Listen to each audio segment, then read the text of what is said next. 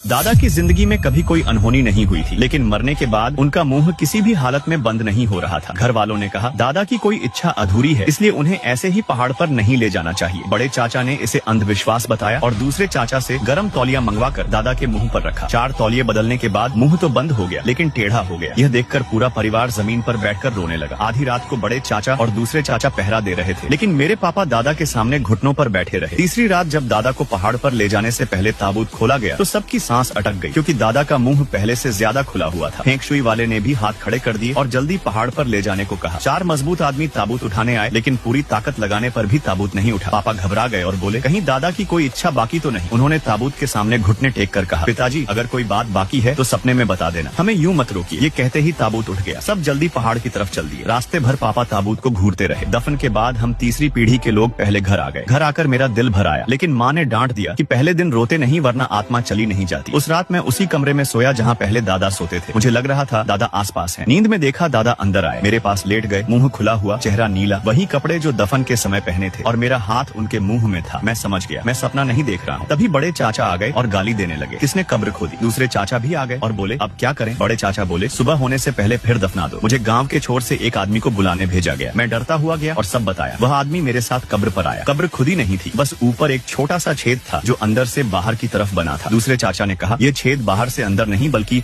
अंदर से बाहर खोदा गया है, मतलब दादा खुद बाहर निकले हैं। यह सुनकर सबकी रूह कांप गई। रात को बड़े चाचा पहरा देने कब्र पर गए कि देखें कौन ऐसा कर रहा है, और मैं भी उनके साथ जाने की जिद करने लगा, क्योंकि यह मेरे दादा की कब्र थी और मैं उसे अकेला नहीं छोड़ सकता था।